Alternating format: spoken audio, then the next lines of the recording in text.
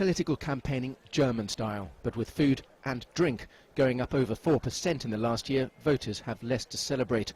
A spike in consumer prices, a hot issue in September's election, as it could be even now for the ECB. Thus far, the German members of the ECB Governing Council have been prepared to support negative interest rates and the bond buying programme because of the absence of inflation. Now you're starting to see that come through. Will we start to see public divisions over whether the programme, the bond buying programme, will continue now through to December 2017? But the data hides a paradox. Headline inflation at 2% is just above the ECB target. Germany's 2.2% rate even more so. Core inflation is still weak.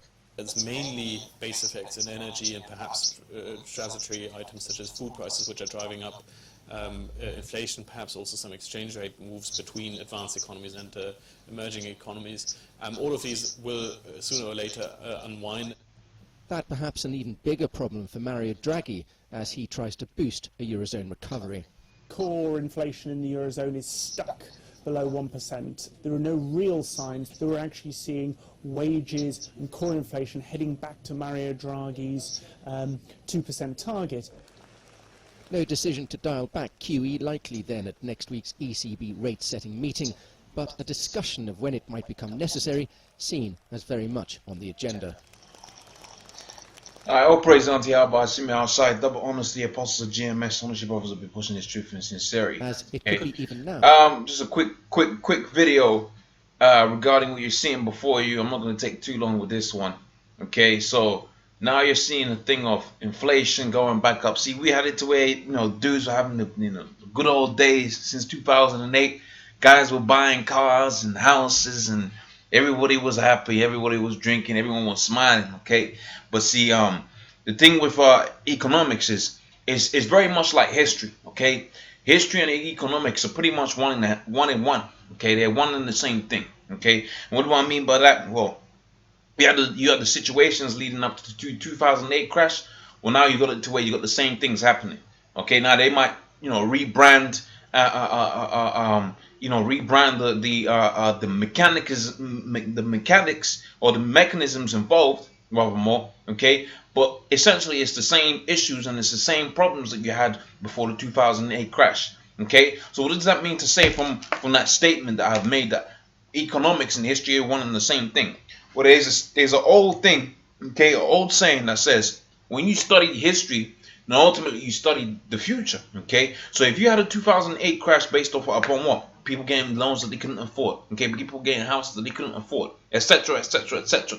No, student loans, all of that, okay? All right, people living above their means, essentially. If you had that in the past, then you're just going to have that in the future, okay? And if you remember anything about what happened out there in 2008, you had inflation, okay, which they were speaking about here, okay? Then you had joblessness. Then you had more and more of those things coming into fruition. People losing work, okay? People losing money. But see, the thing what's going to happen this time is this, okay?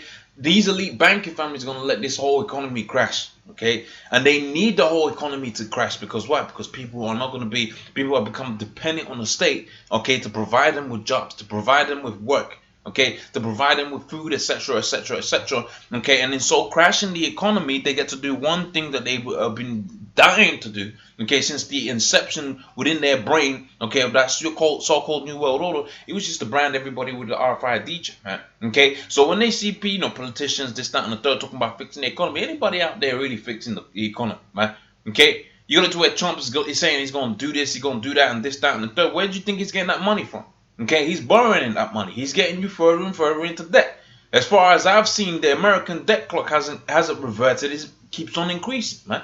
Okay, and that's the same thing for the Eurozone. Why? Because all of these players, all of these individuals are all pawns, man.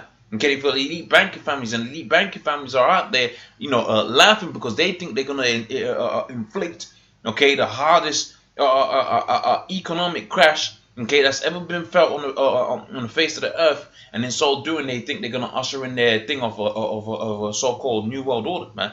Okay, so pretty much, with that, you're seeing it. Okay, inflation out there within Europe now it's getting out there. Okay, and they always talking about a means of quantitative easing, of which that just means you got more cash flow within a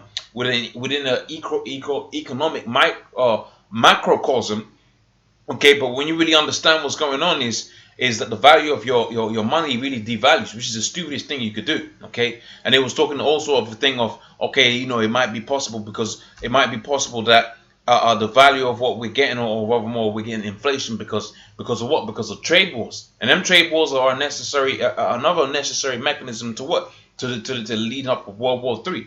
Okay, which is all spoken about within the scriptures. So hopefully that was of our edification. Okay, I'm gonna say double honesty, apostles of GMS, honestly brothers that be pushing this truth and sincerity. Shalom.